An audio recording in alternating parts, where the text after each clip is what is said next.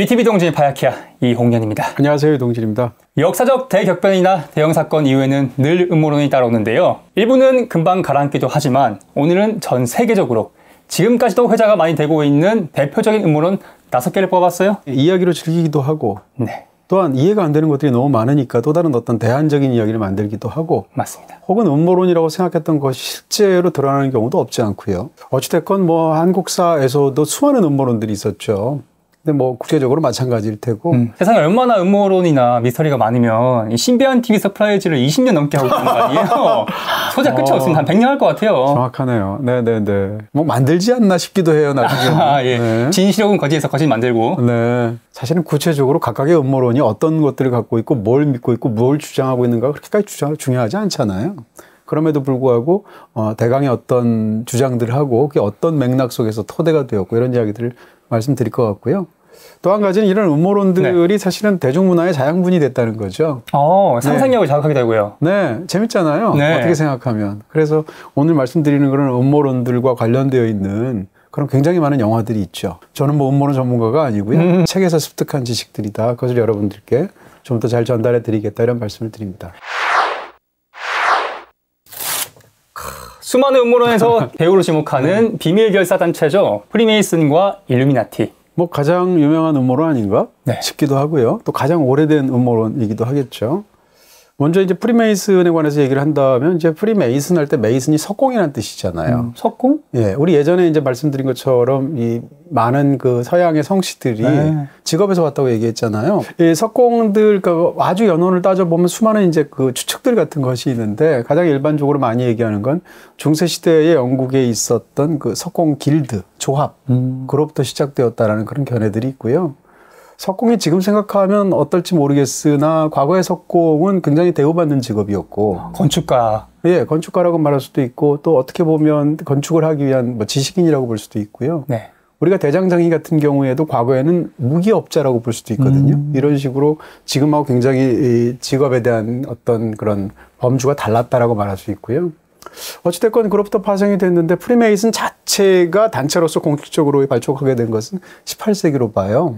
혹은 경우에 따라서는 16세로 보기도 하는데 이 프리메이슨이 처음에 나왔을 때는 이제 그 당시가 계몽주의 시대라는 걸 생각할 필요가 있어요. 네. 그러니까 16세기에 종교혁명이 있게 되고 17세기, 18세기를 보통 계몽주의 시대라고 하잖아요. 계몽주의 시대라는 것은 이제 이성이 중요시하게 되고 그런 과정 속에서 종교를 대하는 태도도 달라지게 되죠. 그래서 데이즘이라는 게 나오죠. 보통 우리말로는 이제 이신론이라고 말을 하게 되는데 이성할 때 이자를 써서 기독교를 그대로 믿기는 믿되 신의 존재를 인정하되 뭐 계시라든지 기적이라든지 이런 걸 인정하지 않는 거예요. 그리고 이성으로 신을 파악하려는 어떤 시도, 이 데이즘의 영향을 받아서 프리메이슨에서 어떤 그 단체가 조직이 되고 그러면서 어떻게 보면 이제 사교 클럽이라고 볼 수도 있고 뭐 비밀 결사라고 볼 수도 있고 이런 단체가 만들어지게 되죠. 네. 근데 딱 벌써 감이 오는 게 이런 데서 토대가 되다 보니까 처음에 어땠을까요? 가톨릭에서 견제할 수밖에 없겠죠. 교황청에서 진짜 싫어했겠다. 네, 그래서 뭐 탄압을 하기도 하고 뭐 파문을 하기도 하고 이런 여러 가지 것들 때문에 프리메이슨의 이미지가 굉장히 안 좋게 되죠. 어찌됐건 이렇게 해서 그로부터 뭐 프리메이슨은 이제 가톨릭으로부터 굉장히 적대적인 단체로서 취급을 받게 되고 네. 경우에 따라서는 악마 숭배자들로 이렇게 의심받기도 하고 모함받았군요. 네. 또 이제 좀 이따 말씀드리겠습니다만 일루미나티라는 또 다른 어떤 그런 음모론으로 굉장히 유명한 단체랑 또 연결이 되는 것으로 또 이렇게 혐의가 씌워지기도 하죠. 이렇게 해서 어떤 세계 정부를 꿈꾸는 거 아니야? 세계를 지배하기 위해서 암약하고 있는 거 아니야? 라고 이제 이야기를 하게 되는 현재의 상황까지 이르게 되었습니다. 근데 프리메이슨은 일루미나티하고 달리 실제로 공식적으로 지금 있는 단체이고요. 우리나라에 또 홈페이지가 있더라고요. 뭐 예를 들어서 도쿄에도 빌딩이 있고요. 네. 미국에 가도 그런 빌딩들이 있고 그걸 럿지라고 하는데요. 어떤 중심이 되는 그런 건물들을.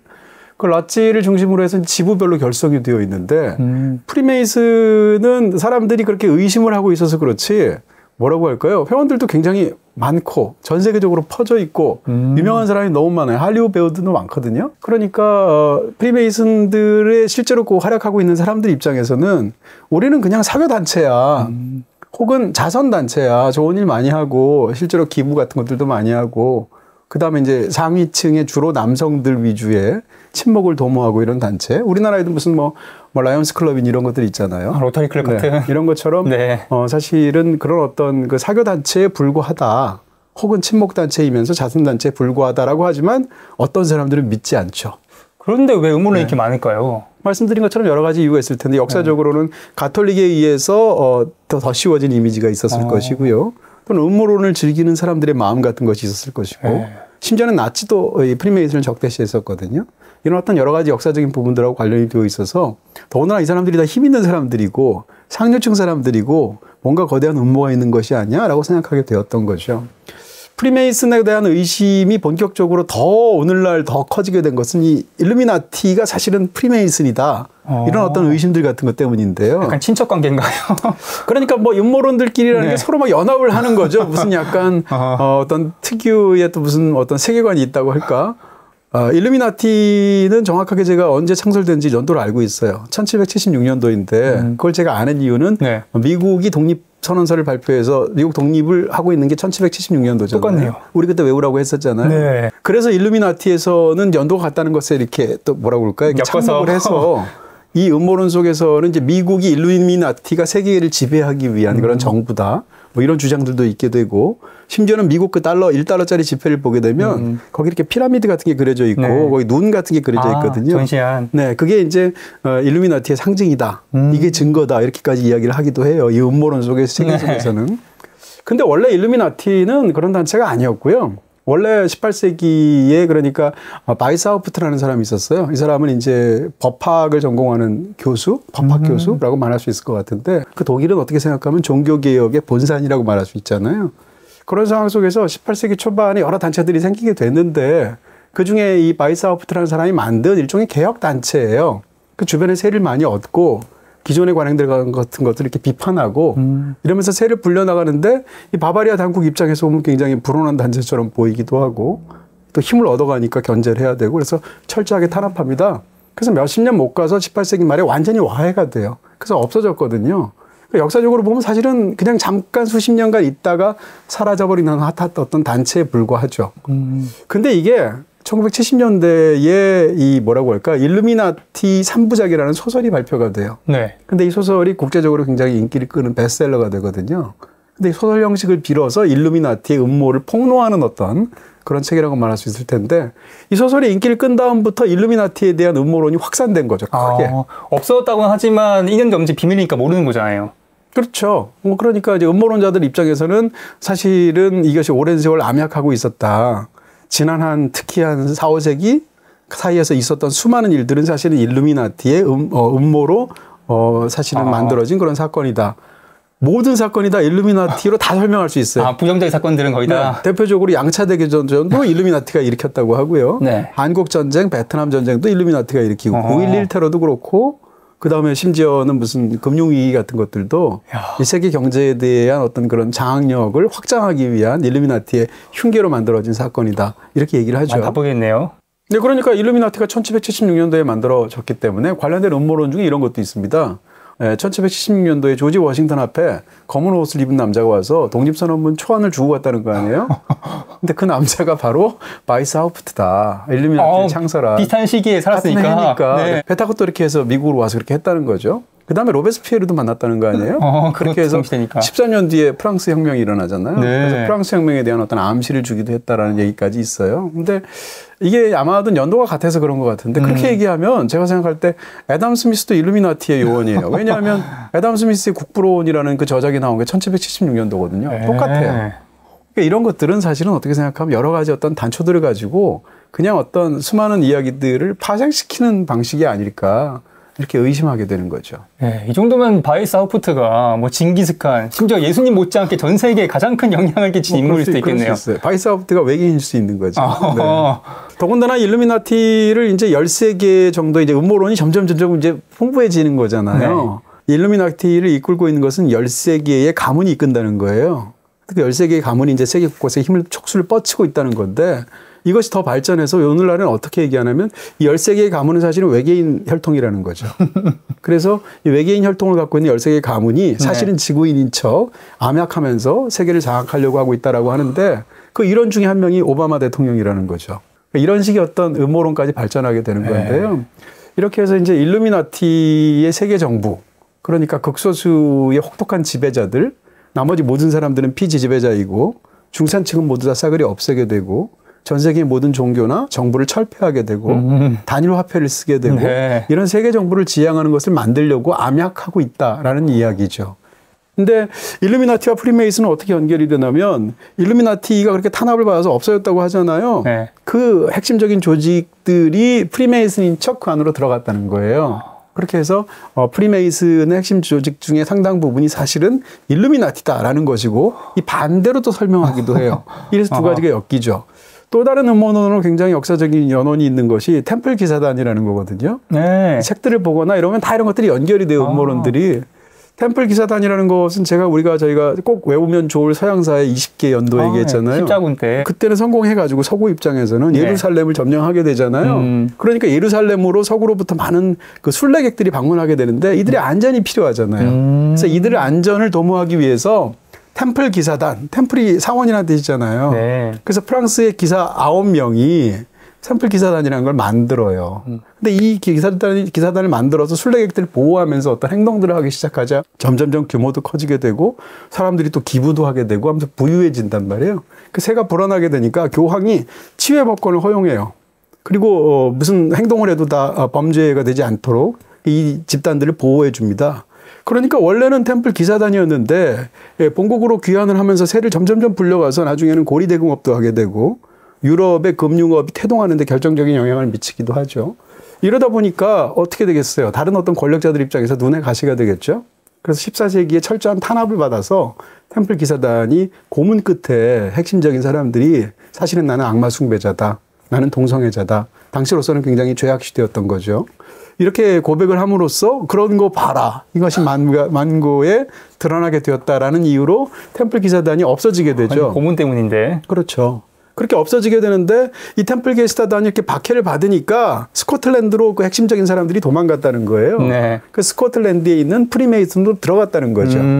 이런 식으로 연결이 되어 있어서 프리메이슨과 일루미나티와 템플 기사단과 등등등이 다 연결되어서 결국은 지난 수세기 동안 세계를 정복하기 위해서 암약하고 있다. 근데 어떻게 보면 비밀단체라는 특성 때문에 음모론이 더 많이 파생된 거라고 볼 수 있겠죠? 근데 비밀단체라는 게 뭐라고 할까요? 그냥 프리메이슨이 비밀단체인가? 아, 지금은. 네, 전혀 아니죠. 네. 다만 이제 의식 같은 것을 비밀스럽게 한다라는 것이고 입회 과정이 바깥에서 보기엔 일반적인 단체랑 좀 다르다 뭐 이런 느낌 같은 것인데 어쨌건 뭐 비밀단체라는 그런 이름, 그 다음에 또 대중문화적으로나 말씀드린 것처럼 역사적으로 더 씌워진 어떤 이미지들 이런 것 때문에 이런 음모론들이 파생되죠. 네, 다음은요. 네. 51구역과 함께 가장 대표적인 UFO 음모론이죠. 로스웰 사건입니다. 네, 지금 잘 정리해 주셨어요. 가장 유명한 뭐 외계인과 관련된 그런 음모론 혹은 은폐된 어떤 이야기로 볼 수 있는 것이 바로 이 로스웰 사건입니다. 1947년도에 뉴멕시코에 로스웰이라는 데가 있는데 로스웰에서 근처에 떨어져 있는 데서 목장을 경영하는 어떤 사람이 있었어요. 네. 근데 바로 전날에 이제 폭풍우가 엄청나게 몰아쳤거든요. 그러니까 내가 기른 우리 양떼들 잘 있나 확인하려고 다음날 아침에 나가보게 됩니다. 자기 목장에. 그러니까 나가봤는데 평소에 없었던 엄청난 크기의 웅덩이가 패여 있고 주변에 이게 지구 위에 있는 물질이야라고 의심스러울 정도로 처음 보는 어떤 파편 같은 물질들이 있었던 거죠. 그래서 이 목장주가 너무 이상해서 보안관한테 신고를 해요. 네. 근데 보안관이 또 근처에 있었던 군부대에 신고를 합니다. 군부대가 이제 미 육군 항공대인데 네. 미 육군 항공대에서 사람이 나오죠. 그래서 이 물건들을 수거해요. 파편 같은 것들을. 그러고 나서 뭐라고 발표했냐면 보도자료까지 언론사에 주고 외계에서 온 비행 접시의 파편들을 미 육군 항공대가 수거했다라고 발표하게 되죠. 그런데 바로 다음 날 네. 미 육군 항공대가 번복합니다. 하루 만에? 네, 사실은 그게 아니고 어제는 그렇게 발표했지만 네. 틀렸고 사실은 기상 관측을 위한 기구가 고장을 일으켜서 파편이 생겼는데 그것을 수거한 것이다라고 정정하게 되죠. 뭔가 압박이 있었나? 뭔가 좀 이상하잖아요. 네. 여기까지는 다 이제 팩트예요. 어떤 일도 있었냐면 이 일이 있고 난 직후에 미 육군 항공대에서는 수거라는 과정 속에서 이 로스웰 근처에 있는 여기서 일을 하고 있는 장의사한테 네. 이 부대에서 전화가 온 거예요. 항공대에서. 근데 항공대에서 그 장례를 담당하는 장교가 전화를 했는데 오래 방치된 시체를 원래 상태대로 보존하려고 하면 어떻게 해야 되느냐 방법을 물었다고 하고요. 그 다음에 소형관을 이렇게 밀봉할 수 있는 소형관을 여러 개를 주문했다는 거예요. 그러니까 어른이 못 들어가는. 네, 그런 어떤 것들인데 이것이 나중에 로스웰에서 외계인 시체가 발견됐다라고 할 때 그 외계인이 작거든요. 사람보다는 크기가 작단 말이에요. 딱이네, 이거 들어가기. 그러니까 여러 가지 보면 이게 진짜 외계인 시체가 발견된 거 아니야라고 생각하기 쉽잖아요. 네. 이런 여러 가지 것들이 결합되어 있고 이후로부터는 이제 모든 것이 증폭되죠. 아니 왜 처음에는 그러면 UFO라고 말을 했을까? 요즘은 UFO란 말을 안 쓰죠. UAP란 말을 쓰죠. UFO라는 것은 이제 Unidentified Flying Saucer라니까 비행 접시, 확인되지 않은 비행 물체라는 뜻이잖아요. 근데 그 얘기는 그게 물체라는 얘기잖아요. 근데 영화 높 같은 거 보세요. 높 보면 비행 접시로 보이는 게 생명체일 수도 있다는 거 아니에요. 그러니까 요즘은 생명체일 수도 있고 심지어는 어떤 착시로 보이는 기상현상일 수도 있잖아요. 그래서 요즘 UAP란 말을 쓰게 되는데 과학적으로 UAP 할 때 U는 물론 Unidentified고요. A는 에어리얼, 공중에. P는 페노메논이에요. 현상. 그러니까 확인되지 않은 공중의 기상현상 뭐 이런 뜻이죠. 이런 것들이 나타나게 됐을 때 우리는 이제 특히 이제 20세기 중반에 지금도 그렇지만 비행 접시 목격담이 너무 많잖아요. 거기에 이 로스웰 사건이 너무 잘 맞아 보이는 거죠. 그래서 1947년도에 이 로스웰 사건은 수많은 의문을 갖게 되죠. 처음에는 비행 접시 파편이 거기서 발견됐다 정도인데 네. 거기서 외계인이 시체가 나왔다. 혹은 심지어는 숨이 붙어있는 외계인들도 있었다. 음모론 중에 어떤 음모론까지 있게 되냐면 그래서 그 외계인들을 당시의 대통령인 트루먼 대통령이 직접 만났다. 그 대화를 했다라는 음모론도 있고요. 심지어는 그들로부터 과학기술을 더 잘 뽑아내려고 하는데 버티고 있는 외계인을 고문했다는 얘기까지 있어요. 과학기술을 뽑아낼 수 있을 테니까. 네. 지금도 상당수의 미국인들을 포함한 사람들이 이 로스웰 이 지역에 특히 이제 근처에 이제 51구역이라고 아까 말씀하셨잖아요. 51구역이라고 지칭하는 미국의 어떤 비밀 군사기지가 지금도 있잖아요. 네바다 남쪽에. 라스베가스 위쪽이에요. 근데 그 51구역에 그때 발견한 외계인 시체를 포함한 어떤 증거들이 있는 것이 아닌가. 혹은 뭐 관련된 무엇이 있는 것이 아닌가라고 추측을 하게 되죠. 그래서 이런 것들이 꼬리를 물면서 이제 음모론으로 확산되어서 지금까지도 특히 이제 50년대 할리우드에서는 이런 외계인과 관련된 수많은 SF 영화들이 나오게 되는데 결정적인 영향을 미쳐요. 이 로스웰 사건이. 근데 이제 이 사건에 대한 이제 음모론이 여러 가지예요. 일단 그러면 왜 은폐를 하는가라는 거죠. 누가 은폐를 하는가? 첫 번째는 미국 정부가 은폐를 한다라고 믿는 사람들이 많아요. 미국 정부는 왜 은폐를 하는가? 마침 이들이 우리보다 훨씬 더 뛰어난 과학기술을 갖고 있는 외계인이 추락해가지고 거기서 시체도 나오게 되고 혹은 외계인들도 있게 되고 비행접시 파편까지 있게 되면 미국 입장에선 개꿀 아니겠어요? 기술 독점할 수 있죠. 그러니까 네. 그런 측면에서 미국 정부가 수십 년간 은폐하고 있다라고 얘기를 하는 거고요. 그걸 반대로 보는 음모론도 있어요. 사실은 이게 외계인이 아니라는 거죠. 그러니까 미국이 굉장히 치명적인 어떤 군사무기 같은 것들을 실험하다가 그것이 뭔가 잘못되어서 파편 같은 게 떨어지게 됐는데 그걸 고지고대로 발표를 하게 되면 미국이 약간 윤리적으로 문제가 되거나 지나치거나 너무 초강력 살상 무기이거나 이런 것들을 개발하고 있다는 것이 드러나게 되면 미국 입장에서 곤혹스러워지잖아요. 그런 상황에서 마침 또 소문을 보니까 외계인 소문이 나네? 그러니까 역시 또 아싸 개꿀하게 되는 거죠. 그런 엄프를. 네. 그렇게 해서 오히려 외계인 목격담을 네. 미국 정부가 조작을 하고 외계인이 있는 것처럼 실제로 약간 성동격서라고 그럴까? 네. 그러니까 위장을 하는 거죠. 그런 어떤 서로 정반대의 의견으로 미국 정부랑 관련되어 있는 음모론들을 갖고 있기도 합니다. 혹은 아니다. 이거 외계인들이다. 실제로 은폐하려는 것은. 보통 이제 외계인들도 여러 가지 목격담에 따라서 외계인의 형태에 따라서 분류를 해요. 보통 그레이 외계인이라는 외계인이 있거든요. 그러니까 우리가 외계인 하면 가장 먼저 떠올리는 이미지 있잖아요. 뭐라고 할까요? 머리가 엄청나게 크고 눈도 크고 네, 약간 몸은 빈약하고 이런 네. 그레이 외계인이라고 하는데 이 인간들을 오래전부터 시작해서 뭐라고 할까요? 일종의 실험 도구로 삼아서 유전자 조작을 통해서 여러 가지를 통해서 인류를 계속 관찰하고 있었다는 거죠. 근데 인류가 이렇게까지 발전할 거라고는 그들도 예상을 못 했는데 아니 인류가 이들이 점점 발전하더니 핵폭탄까지 만들어내네. 그래서 깜짝 놀랐다는 거예요. 1947년도잖아요. 네. 그러니까 핵폭탄 만든 지 2년밖에 안 됐을 때고 그러다 보니까 이 그레이 외계인들이 이 지구인들을 보다 더 잘 정찰하기 위해서 비행 접시를 새로 보냈다가 거기서 잘못된 거예요. 그래서 추락해서 이 모든 일이 벌어졌다라는 견해도 있고요. 네, 제가 어렸을 때 봤던 가장 충격적인 영상이 유치원 때였는데요.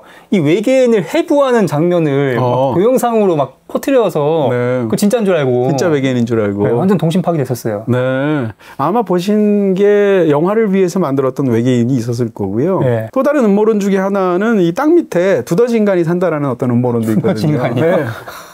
두더지 인간이라고 말해요. 근데 두더지 인간이 네. 예, 그런 상황에서 이 역시 마찬가지로 45년도에 있었던 핵폭발 실험에 놀라서 네. 이들이 두더지 인간이 가만히 있어봐 바깥에서 무슨 일이 벌어지는 거야. 그래서 그들만이 통하는 거대한 구멍을 통해서 바깥으로 일종의 비행 접시 같은 비행체를 띄워서 네. 어떻게 됐는지 사실을 알아보려고 하다가 추락했다라는 얘기도 있어요. 이런 식으로 혹은 경우에 따라서는 소련이 이때는 이제 냉전 시대로 굉장히 심했던 어떤 그런 초입이다 보니까 네. 군사 경쟁을 하다 보니까 소련 입장에서 신무기를 개발해서 미사일을 쏘았는데 그게 잘못되어서 파편이 떨어졌다 이런 견해도 있죠. 실제 로스웰 사건의 진상이 뭔지는 알 수 없으나 저한테 너무 흥미롭게 느껴지는 것은 이 사건이 대중들의 상상력에 끼친 영향력 혹은 대중문화에 끼친 영향력 이런 것들이거든요. 사실은 이 SF 영화에서 굉장히 많이 언급됩니다. 이 사건이. 그런 측면에서도 흥미로운 사건이라고 말할 수 있을 것 같습니다.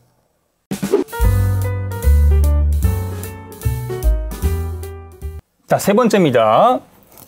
1963년이죠. 미국의 제35대 대통령이었던 존 F 케네디의 암살 사건입니다. 실제 역사상 있었던 암살 사건 중에 가장 유명한 사건, 그중에 가장 의문이 많기도 하고 네. 여러 가지 이유가 있어요. 일단 20세기 한 중간에 그런 일이 벌어졌다. 고대거나 중세거나 근대도 아니고. 또 한 가지는 존 F 케네디가 암살될 때 생중계되고 있었다는 거고요. 또 한 가지는 존 F 케네디를 죽인 사람이 리 하비 오스왈드잖아요. 네. 이틀 뒤에 리 하비 오스왈드가 역시 암살되잖아요. 네. 근데 그것도 생중계됐어요. 그 당시 미국인들은 자기가 뭘 하고 있었는지 기억하는 사람들이 되게 많대요. 그렇죠. 뭐 우리가 그런 얘기 많이 하잖아요. 9.11 테러 때는 어디 있었어? 네. 콜롬비아 폭발 때는 어디 있었어? 이렇게 얘기할 때 그걸 가지고 심리학에서의 어떤 그런 기억에 관한 혹은 기억의 변형, 착각에 대한 어떤 실험 자료를 쓰기도 하는데요. 존 F 케네디는 미국 역사에서 굉장히 독특하잖아요. 존 F 케네디가 얼마나 훌륭한 대통령인가에 대해서는 사람들마다 평가가 사실은 다른데 이 사람이 대통령 됐을 때 지금 대통령 막 70대, 80대 두 사람이 싸우고 있잖아요. 미국에서. 근데 네. 로버트 케네디 주니어라고 네. 그 후손이 또 그러니까요. 네. 미국 최고의 이 명문 가문이라고 할 수 있을 텐데 이 케네디 가문에서 일단 형제들 사이에서 대통령 후보로 논의가 됐거나 나왔거나 한 사람이 벌써 3명이잖아요. 로버트 케네디가 대통령 선거에 나왔다가 역시 암살됐잖아요. 나중에 동생인 로버트 케네디. 네, 그 형인 존 F 케네디도 1963년도에 암살됐잖아요. 나중에 또 에드워드 케네디도 역시 형제 중에서 그 차퍼퀴딕이라는 곳에서 어떤 스캔들을 일으켜서 이런 식으로 케네디 가문이 명문인데다가 지금 말씀하신 대로 저희 존 F 케네디 가문에서 또 다른 또 제3의 후보가 지금 나와서 물론 대통령이 될 확률은 적겠지만 지금 어느 정도의 세를 불려가고 있잖아요. 근데 이 사건이 왜 그렇게까지 미국인들 특히 이 사람들을 사로잡았는지는 우리 충분히 이해가 될 수 있잖아요. 더군다나 존 F 케네디는 당시에 40대 대통령이고 네. 1년 있으면 아마도 거의 재선할 수 있을 것이다라고 사람들이 다 믿었던 상황이에요. 지지율이. 네, 그런 상황에서 대통령이 그렇게 피격이 돼서 달라스에서 죽은 거잖아요. 그다음에 죽었을 당시에 보게 되면 이런 엄청난 일을 벌이게 됐는데 사실 제가 달라스에 가봤거든요. 네, 가봤고 이 지역이 굉장히 유명해서 네. 대통령이 피격된 지역이 다른 데는 이렇게 길이 고든데 그것만 이렇게 길이 이렇게 커브를 틀어요. 그래서 거기는 차가 빨리 달릴 수가 없고요. 도로임에도 불구하고 주변에 약간 언덕 같은 게 있어요. 그런 어떤 여러 가지 부분들이 있는데 이 근처에 있는 이 길 바로 옆에 있는 건물 6층에서 오스왈드가 총을 쏴서 죽었다라는 게 공식적인 발표거든요. 뭐 어떻게 생각하면 많은 사람들이 거길 찾아가 보기도 하고 저도 거기 가서 뭐 사진도 찍고 그랬었는데 네. 환영 카퍼레이드를 벌이다가 이 뚜껑도 없는 차에서 저격받아서 네. 죽은 거란 말이에요. 리무진에서. 네. 이 동영상들이 지금도 유튜브에 보시면 다 보이죠. 그래서 당시에 그 참혹한 부분들을 우리가 알 수 있는데요. 어찌됐건 이 리 오스왈드라는 사람, 이 리하비 오스왈드라는 사람은 그 옆 건물에 근무하던 사람이에요. 근무하던 사람이 이제 자기가 어떤 갖고 있는 불만이든 무엇이든 적어도 네. 공식적인 견해로는 정확하게 안 밝혀졌지만 대통령을 쏴서 이제 죽이게 된 건데요. 근데 여러 가지 의문들이 있죠. 총을 쏜 것은 모두 3발이라고 하고 대통령을 절명시킨 것은 그중에 1발이라고 말을 하는데 나중에 또 밝혀진 바들에 따르면 대통령뿐만 아니라 옆에 텍사스 주지사도 같이 있었단 말이에요. 앞쪽에. 네. 근데 두 사람이 맞은 총상이 모두 7군데라는 거예요.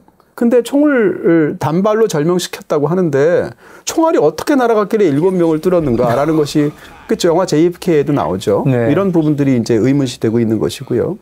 그 다음에 너무 정황들이 이상한 게 그렇게 단독범이라는 소행이라는 것이 10개월 뒤에 발표가 되긴 했지만 어쨌건 범인을 체포했단 말이에요. 체포를 했는데 범인은 그 현장에서는 못 잡았어요. 그래서 리하비 오스왈드가 집으로 갔단 말이에요. 그런 상황에서 나중에 범인을 보았다라고 시민들이 제보를 한 것의 인상착의랑 비슷하다는 것을 알게 돼서 1시간쯤 뒤에 리하비 오스왈드를 경찰이 검문을 했는데 그때 경찰을 죽였어요. 잡힌 상태에서 자기가 왜 죽였는지 이런 것을 함구하고 있고 제대로 얘기 안 되고 있는 상황에서 불과 이틀 만에 경찰서에서 감옥으로 이송하는 도중에 그 루트는 또 어떻게 알고 어떤 사람이 잭 루비라는 사람이 와서 총을 쏴서 죽게 되는데 그게 또 심지어는 생중계됐죠.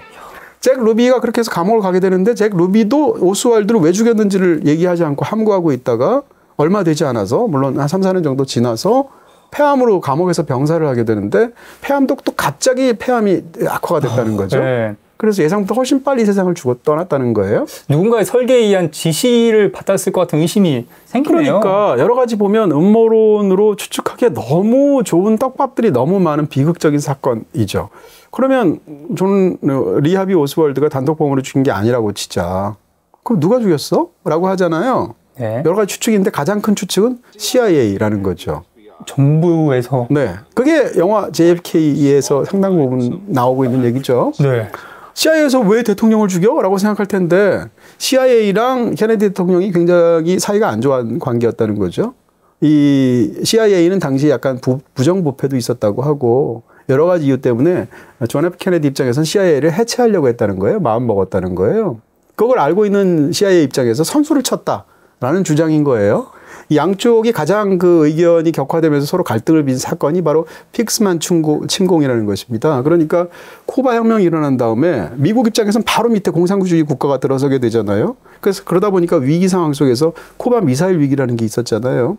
그런 여러 가지 상황에서 일촉즉발하는 그런 상황 속에서 미국 입장에서는 카스트로의 그 공산 정부를 전복시키려는 시도를 합니다. 미국이 20세기 그런 시도를 많이 했잖아요. 근데 그 이 사건이 군사 작전으로 처참하게 실패해요. 그래서 이 실패를 놓고 양쪽 입장에서 서로 또 갈등이 더 격화된 거죠. 애초에 존 F 케네디는 픽스만 침공 사건에 탐탁지 않게 생각했는데 애초에 이 작전을 비롯해서 이것을 꾸민 것은 전임 대통령인 아이젠하워의 어떤 구상이었단 말이에요. 그런 상황에서 대통령 입장에서는 하기 싫은데 어떻게 보면 마음에 안 드는데 승인을 해줬는데 가서 개박살이 난 거죠. 거기에 대해서 CIA는 우리를 제대로 지원해 주지 않은 대통령 당신의 잘못 아니냐라는 식으로 엇받대게 되고 결국은 CIA의 이중첩자인 오스월드를 고용해서 대통령을 죽였다라는 음모론이죠. 이게 이제 가장 큰 음모론이고 네. FBI가 죽였다라는 썰도 있어요. FBI가? 네. FBI 하면 20세기에 뭐라고 그럴까요? 정말 절대 권력을 누렸다고 말하는 영화도 있잖아요. 제이 에드거라고.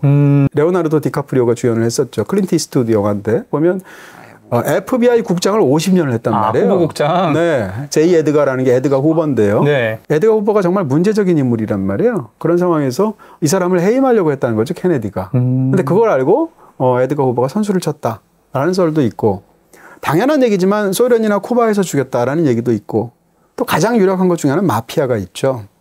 마피아와 JFK, 그러니까 케네디 가문이 굉장히 묘한 관계인데 서로 적대적인 관계예요, 일단. 네. 또 형인 존 F 케네디가 대통령일 때 동생인 로버트 케네디가 법무부 장관이었단 말이에요. 근데 이 두 형제가 대통령의 지적 중에 하나로 강하게 밀어붙인 것이 쉽게 얘기하면 범죄와의 전쟁. 그래서 마피아를 상대로 해서 척결을 하기 위한 어떤 그런 굉장히 강한 프레셔를 했단 말이에요. 상당 부분 성공을 거뒀단 말이에요. 아, 저번에 다뤘던 아이리시맨에서도 그 얘기 잠깐 나오더라고요. 네. 아이리시맨에서 그 얘기가 나와요. 그런 상황 속에서 마피아 입장에서는 자기의 목을 죄어오고 있는 거 아니에요. 그런 상황에서 존 F 케네디를 협박을 했는데 존 F 케네디가 좀 약간 자유분방하신 분이었잖아요. 너무 그 여자 관계가 복잡했었잖아요. 그런 상황에서 마피아 보스들 중에서 시카고에서 굉장히 세력이 컸었던 네. 샘 지안카나라는 사람이 있는데 이 마피아 보스의 애인이 케네디하고도 관계가 있었단 말이에요. 그런 과정 속에서 샘 지안카나를 비롯한 마피아가 너 존 F 케네디 대통령 당신 샘 지안카나의 정부랑 그런 관계지라는 걸 폭로하겠다라고 했는데 존 F 케네디가 굴하지 않았다는 거예요. 그러니까 그런 상황 속에서 존 F 케네디를 암살했다라는 견해인데 또 한 가지는 마피아 입장에서 본다면 당시에 베트남 전하고도 관련이 있어요. 네. 베트남전 입장에서 케네디의 정확한 입장이 이 재선을 하고 나면 선거가 끝나면 이 베트남에서 철수하겠다라는 것을 공언한 상황이라고 하고 그 상황 입장에서 보면 마피아는 사실은 베트남전을 관련해서 베트남에 주둔하고 있는 미군들 혹은 베트남과의 관련 속에서 사실은 마약들을 상당히 밀수해오고 있었다는 거죠. 그래서 그게 수익이 엄청나게 큰데 베트남전에서 철수하고 끝나버리게 되면 이 수입을 다 잃어버리게 되잖아요.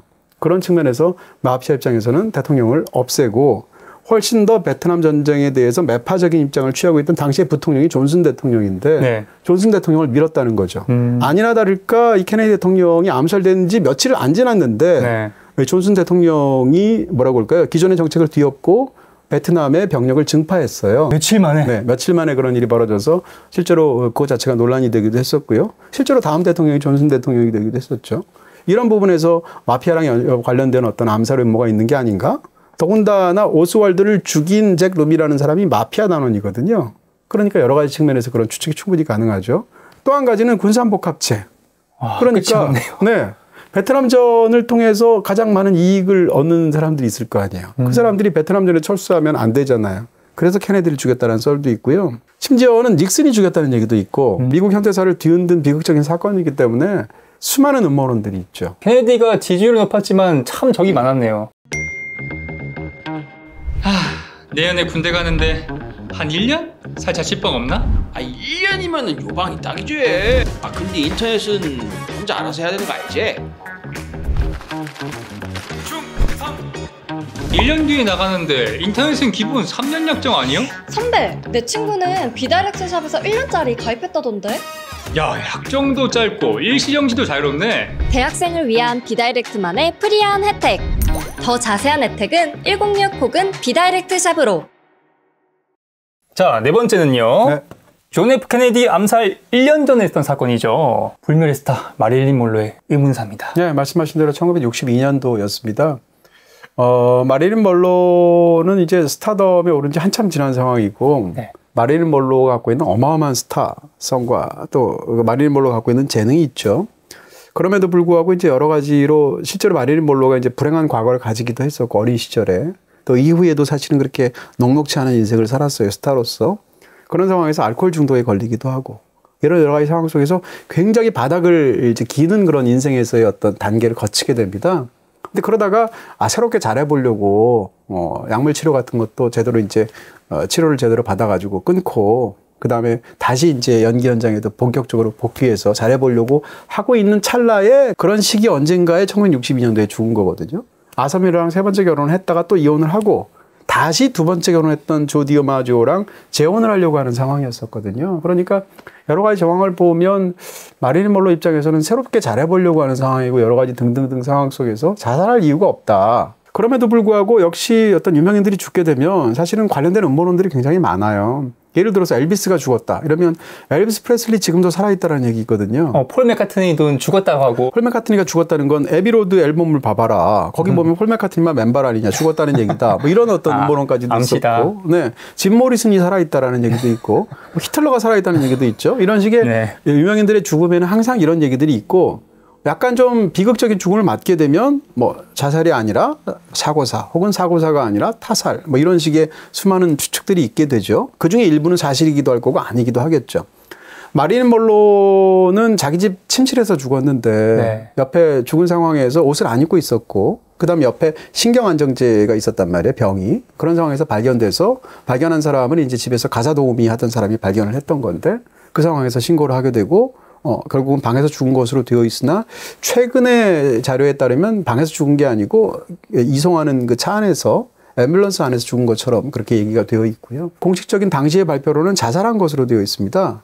자살했는데 의문점들이 많아요. 첫 번째는 자살을 했는데 예를 들면 위라든지 이런 다른 부분에서는 그 신경안정제가 검출이 되지 않고 혈액 안에서만 검출이 됐단 말이에요. 이거 놓은 건가? 그렇다고 추측하기 쉽고 입을 통해서 그것을 먹었거나 스스로 뭐 이렇게 하거나 이렇게 굉장히 어려운 상황이라서 그 다음에 관련되어서 제일 먼저 발견했던 사람이 이제 가사도우미가 있고 그 다음에 또 이제 관련돼서 논의했던 주치의가 있고 근데 주치의나 가사도우미가 자기가 처음 그녀를 발견했을 때 사망 시간이 언제인지 등등 상태 등등에 대해서 계속 진술을 번복해요.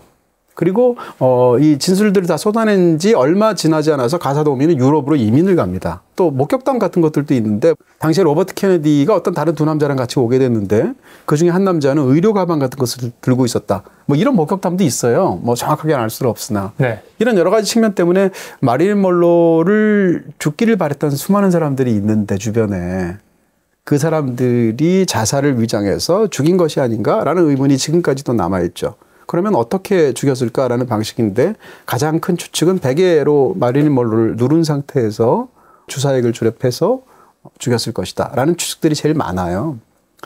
그럼 여기서 했을 때 그럼 누가 죽였을까가 제일 궁금한 부분이겠죠. 누가 죽였을까라는 건데 케네디 가문 플러스 CIA 혹은 FBI일 것이다 라는 추측들이 제일 많습니다. 무슨 얘기인가 하면 마릴린 먼로가 사실은 존 F 케네디와 관계가 있었죠. 당시에는 그것이 비밀이었습니다.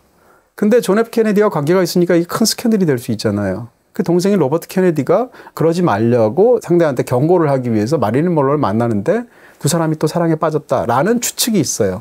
그래서 동생인 로버트 케네디와도 관계가 있었다라는 또 다른 추측이 있습니다. 그러다 보니까 이런 연문설이 퍼지게 되니까 어떤 문제가 있겠습니까? 서로 연인 관계가 되고 이러다 보니까 사실은 국가 기밀에 관한 부분들을 마릴린 먼로가 너무 많이 듣게 되는 거죠. 근데 마릴린 먼로가 술을 마시게 되면 자기가 들은 얘기를 이렇게 주변에 전하는 그런 또 습성이 있었다는 거예요. 이런 측면에서 대통령을 만나기도 하고 더군다나 대통령은 CIA랑 너무 나쁜 관계에 있고 또 국가적으로 굉장히 중요한 기밀들도 있을 것이고 그러니까 CIA가 마릴린 먼로를 사찰했다는 것인데요. 그 사찰하는 과정 속에서 통제 불가능한 수준까지 가게 되니까 CIA가 마릴린 먼로를 타살했다, 죽였다라는 견해입니다. 혹은 FBI가 죽였다는 것인데 또 어떤 그 남겨진 기록 같은 걸 보면 마릴린 먼로랑 로버트 케네디가 헤어지려고 했을 때 로버트 케네디가 헤어지겠다라고 선고를 하게 되니까 마릴린 먼로가 수긍하지 않고 그렇다면 당신과의 관계를 언론에 폭로하겠다라고 말을 했다는 거예요. 로버트 케네디 입장에서는 굉장히 혼비백산할 만한 상황이 됐고 그 과정 속에서 누군가를 사주해서 이런 일이 벌어졌다라는 추측도 있다는 거죠. 생각해보니까 FBI가 수사를 했을 텐데 그 수사를 하는 그 FBI의 수장, 국장 다음이 법무장관이 로버트 케네디잖아요. 그렇죠. 그렇게 볼 수 있고요. 수사를 투명하게 했을지 의심이 좀 되기도 하네요. 그리고 또 이 에드거 후버라는 당시 FBI 수장이 어떤 사람인지에 관해서도 굉장히 아까도 잠깐 제가 언급을 했습니다만 여러 가지 부분들이 있을 것이고요. 케네디의 약점을 잡으려고 했다는 견해들도 있고 여러 가지가 있습니다. 또 한 가지는 언제나 그런 것처럼 마피아이죠. 마피아가 그러면 왜 죽였을까라는 건데 마피아에 아까 말씀드렸던 그 샘 지앙카나라는 그런 시카고의 마피아 보스가 있었는데 이 사람의 애인과 케네디가 관련이 있었다고 그랬잖아요. 그런 것으로 추측이 있었다고 했잖아요. 네네. 근데 사실은 마릴린 먼로도 그랬거든요. 그러다 보니까 마릴린 먼로 입장에서는 그 케네디와에게서부터 들은 국가 기밀을 마피아한테 계속 전수해 줬다라는 그런 음모론이 있어요. 그러다 보니까 마피아 입장에서는 이 마릴린 먼로와의 관계를 통해서 케네디 약점이라든지 이런 국가 기밀을 다 이렇게 접수를 했는데 케네디 가문하고 결국 끊어지게 됐잖아요. 마릴린 먼로가. 그렇게 추측이 되잖아요. 그러다 보니까 이제 용도 폐기하는 거죠. 더 이상 쓸모 가치가 없었다. 네. 마릴린 먼로는 마피아의 비밀도 많이 알고 있었다는 거죠. 가톨릭 교회에서 죽였다는 얘기도 있어요. 거기서 왜요? 네. 왜냐하면 케네디 대통령이 역사상 최초의 가톨릭 신자인 미국 대통령이거든요. 네. 가톨릭 교회에서는 대통령이 너무 중요한데 이 마릴린 먼로와의 관계가 만약에 폭로되고 이럴 경우에 치명타가 가니까 가톨릭 교회에서 킬러를 고용해서 죽였다 이런 썰도 있고요. 네. 마지막입니다. 네. 수많은 배와 비행기가 흔적도 없이 사라진 죽음의 트라이앵글이죠. 버뮤다 삼각 해역. 네. 뭐 이 얘기들 사실 어렸을 때 저도 어린이 잡지 같은 거 이렇게 유행했잖아요. 이런 게 항상 나와서 와 너무 무섭다. 절대 가지 말아야지. 뭐 이런 네시호의 괴물 뭐 이런 거. 이렇게 머리 솟아 있고. 네. 뭐 그다음 어디 있는 히말라야의 설인 뭐 이런 거 있잖아요. 벌벌 떨면서 책 봤던 기억이 나는 잡지 봤던 기억이 나는데요. 버뮤다 삼각형이라는 것은 뭐 잘 아시는 것처럼 이제 그 지점을 딱 이렇게 정확하게 삼각형 모양을 그리게 되는데, 그러니까 미국의 플로리다가 있잖아요. 네. 그다음에 또 이제 밑에 있는 푸에르토리코가 있잖아요. 그리고 또 버뮤다 제도가 있거든요. 이 세 가지를 세 군데 이렇게 있는 그 해역, 그것을 이제 버뮤다 삼각지대, 버뮤다 삼각해역 이렇게 말을 하는 곳입니다. 근데 말씀해 주신 것처럼 20세기를 한정한다 할지라도 정말 의문의 실종 사건, 배로 따지면 한 50척, 비행기로 따지면 한 20대 정도가 흔적도 없이 네, 사라졌다는 거죠, 여기서. 근데 보통은 이제 이렇게 사고를 당하게 되면 뭐 구조 신호를 보낸다거나 혹은 잔해가 남아 있다거나 이렇게 돼야 되는데 그런 것이 없다는 거고요. 유달리 이 지역에서 그런 일이 너무 많이 발생하니까 이게 정말 마의 삼각지대다 이런 것들을 어떤 악명을 갖게 된 그런 또 다른 음모론의 어떤 그 주인공이 되는 그런 공간이 되었습니다. 네. 이 마의 삼각지대, 그러니까 버뮤다 삼각해역에 대한 이런 어떤 괴담이라고 그럴까요? 음모론이라고 그럴까요? 이런 것들이 사실은 1960년대부터 본격화되기 시작했던 거고요. 당시에 이제 이게 뭐라고 그럴까요? 이 지역이 뭔가 좀 약간 해류도 좀 이상하고 뭔가 힘든 곳이다라는 것은 사실은 크리스토퍼 콜럼버스의 기록에도 있습니다. 500년 전에. 네, 거기에도 여기에 관한 어떤 그런 부분들이 있거든요. 네. 이상한 뭐 어떤 항해하기 어려운 어떤 환경에 대한 부분들. 근데 그런 어떤 사람들이나 선원들 사이에서 혹은 지역민들 사이에서 내려오는 어떤 약간 전설과도 같고 괴담과도 같은 것을 당시 한 작가가 그것을 모아서 마의 삼각지대라는 일종의 잡지 기사를 쓴 거예요. 60년대. 근데 그 잡지로 쓴 게 큰 반향을 불러일으킵니다. 그러면서 일단 그런 것이 한번 반향을 불러일으키게 되면 거기에 수많은 것들이 덧대지게 되거든요. 아까 일루미나티도 일루미나티 3부작이라는 소설이 베스트셀러가 된 거랑 관련이 있다고 그랬잖아요. 그런 측면에서 갑자기 이제 전 세계적인 관심을 더 증폭시키게 된 건데, 그럼 이 배들이나 이 비행기들이 왜 사라지게 되는 걸까? 여러 추측이 있잖아요. 첫 번째 추측은 무엇일까라는 거면 외계인이다라는 거죠. 그레이 외계인, 아까 말씀드린 것처럼. 이 그레이 외계인들이 여기에 이 바다 밑에 자기들의 기지가 있다는 거예요. 그런 상황 속에서 그것이 들키게 되거나 이런 상황에 이르게 되거나 혹은 자기의 환경들을 약간 위협받거나 이렇게 되면 공격하게 되고 납치하게 되고 실종시켜버린다는 거죠. 혹은 경우에 따라서는 이곳이 미래의 그 여행자들의 포털이 있는 곳이라는 거예요. 블랙홀 같은 건가요? 네, 그렇게 해서 미래의 인간들이 과거에, 그러니까 우리 입장에서는 현재지만 그들 입장에서는 과거죠. 과거의 지구를 탐사하기 위해서 오게 되는데 쉽게 얘기하면 그 드나드는 통로가 이 버뮤다 삼각지대에 있다는 거예요. 그런 상황 속에서 이제 많은 것들을 조사하게 되는데 이게 들키면 안 되잖아요. 그렇게 해서 그것을 발견하게 되면 그것을 은폐하기 위해서 이런 실종 사건들을 불러일으킨다라는 추측도 있고요. 죽이지는 않았겠네요. 잘 어디 모셔서. 납치해 갔을 수도 있고요. 네. 뭐 알 수가 없는 거죠. 뭐 어차피 음모론인데 뭐 또 자세한 얘기가 있겠지만. 그다음 또 한 가지 주장은 아틀란티스랑 관련되어 있죠. 아틀란티스에 대해서 수많은 전설이 있잖아요. 네. 고대 문명이 있는데 굉장히 발달한 문명인데 지금은 해저로 가라앉고 말았다 이런 거잖아요. 어딘지 모르죠. 네, 근데 이 밑에 아틀란티스가 있다는 거예요. 그래서 아틀란티스에 이제 거대한 수정들을 모아놓은 곳이 있는데 이 수정들을 모아놓은 곳에서 엄청난 에너지가 발생하는데 그게 작동을 해서 수많은 이 배라든지 비행기들을 실종시켜버리는 그런 어떤 그 참각들을 만들어낸다. 뭐 이런 또 음모론이죠. 그런 측면에서 수많은 것들이 있게 되는데 이제까지 이제 얘기들을 쭉 듣다 보면 대충 감이 오시잖아요. 그러니까 대충 어떤 레파토리로 음모론들이 마련된다는 것을 우리가 알 수 있을 것 같고요. 어찌됐건 그런 부분에 있어서 오늘은 모두 5가지의 가장 유명한 그런 음모론에 관해서 여러분께 설명을 드렸습니다. 어떤 건 좀 황당하기도 하고 어떤 건 좀 진짜 그럴듯해 보이긴 하는데 이런 것들 사람들 왜 믿는 걸까요, 진짜? 솔직히 말하면 저는 이 자체는 큰 관심이 없고요. 지금 말씀하셨던 그 부분에 더 관심이 많습니다. 그래서 그런 쪽으로도 많은 책들을 봤다고 생각하는데 다음에 한번 기회가 되면 그럼 사람들은 왜 음모론을 믿는 것일까? 그렇지. 네, 저희가 예전에 왜 미신을 믿는 것일까 한번 한 적이 있잖아요. 그런 것처럼 왜 음모론을 믿는지에 대해서도 한번 여러분께 말할 기회가 있으면 좋겠습니다. 네, 다각도로 설명해 주실 것 같습니다. 네, 오늘 주제 관련된 영화도 한 100개 될 것 같은데 너무 많거든요. 그 중에서 네. 큐레이션 하나만. 그야말로 제대로 이 문제를 집중한 영화가 있죠. 그게 바로 그 올리버 스톤의 JFK입니다. JFK를 보시게 되면 제가 아까 말씀드렸던 암살 사건과 관련된 굉장히 의문점들을 파고드는 그런 흥미로운 법정 영화라고 말할 수 있을 것 같고 그 자체로도 굉장히 재밌어요. 네. 또 한편의 영화는 이제 맨인 블랙인데요. 맨인 블랙도 또 음모론으로 6번째로 얘기할 수 있거든요. 맨인 블랙이라는 것은 그러니까 우리 주변에 이미 외계인들이 우리 인간의 문명을 만든다거나 암약하고 있다거나 수많은 것들이 있는데 그것들을 지구인에게 들키지 않게 하기 위해서 기억을 찍어서 그것을 유지하는 검은 옷을 입은 사람들이 있다. 네. 그게 맨인 블랙이고요. 맨인 블랙을 지구인으로 보기도 하고 외계인으로 보기도 해요. 근데 어찌됐건 이런 어떤 또 다른 괴담 혹은 또 다른 음모론을 가지고 영화를 재밌게 만든 게 바로 맨인 블랙입니다. 맨인 블랙 워낙 재밌잖아요. 네. 1편을 그중에서도 여러분께 추천드리겠습니다. 평론가님이 추천하신 올리버 스톤의 JFK와 맨인 블랙 1편은 BTV와 모바일 BTV에서 보실 수 있습니다. 네, 높아심에서 말씀드리면 음모론에 어떤 무슨 정설이 있는 게 아니에요. 수많은 것들이 덧대어져 있기 때문에 다르게 이것들을 충분히 설명하는 또 다른 음모론이 있을 수 있고요. 그런 측면에서 대략 어떤 전체적인 윤곽이 이런 정도다라는 정도로만 받아들였으면 좋겠습니다. 평론가님 이 중에서 얼마나 믿으세요? 저요? 네. 다 믿는 것 같은데요. 저는 혼자라서. 일루미나티 아니에요? 아닌 것처럼 얘기하시는 것 같은데. 제가 일루미나티라는 걸 어떻게 말을 해요? 아니, 섭외받은 적 없어요? 그러니까 다 아니라고 말을 하는 거죠. 다음 시간에 뵙겠습니다. 네. 빠이야. 야.